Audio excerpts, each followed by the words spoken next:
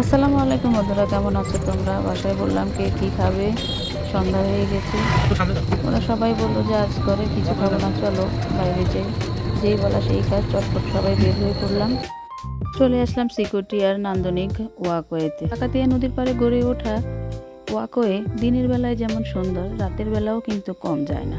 রাতের বেলা ঠান্ডা পরিবেশ, স্নিগ্ধ হাওয়া, লাইটিং সব মিলিয়েও অসাধারণ একটা শান্ত নিরিবিলি পরিবেশ, অনেক সুন্দর। এখানে কিছু দোকান আছে, এগুলোতে কিন্তু ভালোই দেখতে পাচ্ছেন মৃৎশিল্প এবং কাঠের তৈরি শিল্প, ফুলদানি, বাচ্চাদের খেলনা সহ আরও অনেক কিছু আছে। দেখুন রাতের বেলার ওয়াকওয়ে অনেকটাই সুন্দর, মনোমুগ্ধকর। পুরোটা কিছুটা ঘুরলাম, ঘুরে ফিরে একটু দেখলাম। দেখার পরে আমরা একটা চটপটি ও ফুচকা হাউজে প্রবেশ করলাম। মোটামুটি সাজানো গোছানো আছে, আর এটা একদম ডাকাতিয়া নদীর পাশেই, খুবই ভালো লেগেছে। সেখানে আমরা খেলাম এখানে চটপটি, ফুচকা এবং বেলপুরি। আমি একটা কফি খেয়েছি, কফিটা বেশ দারুণ ছিল, এবং আমার সাহেব আবার কোল্ড ড্রিঙ্কস খেয়েছিল। মাঝে মাঝে আসলে এইভাবে একটু বের হওয়া উচিত, ফ্যামিলি টাইম কাটানো উচিত, সবাই মিলেমিশে একসাথে একটু ঘোরাফেরা, একটু খাওয়া। আসলেই কিন্তু একঘেয়েমি জীবনটাকে একটু হলেও ভালো প্রশান্তি দেয়। আমার ছেলে দেখুন ঝালমুড়ি খাচ্ছে। এখানে ঝালমুড়ি যেখানেই যাবে সে একটা ঝালমুড়ি খাবেই।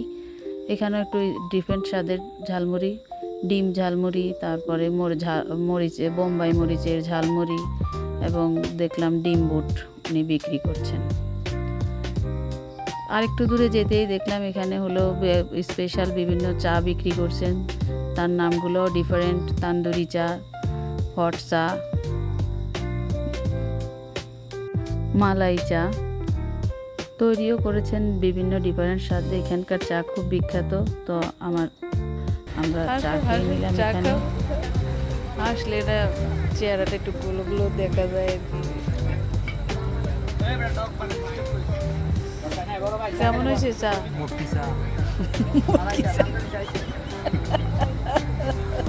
কেমন হয়েছে মোটকি চা?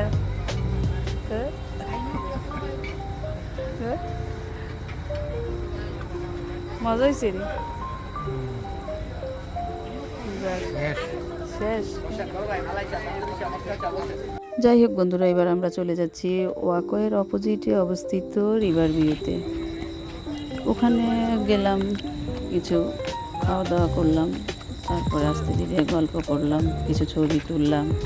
ছবিগুলো অবশ্য ভালো আসেনি, কিন্তু না কি করব, ফ্যামিলি টাইম বলে কথা, তারপরও তুলেছি।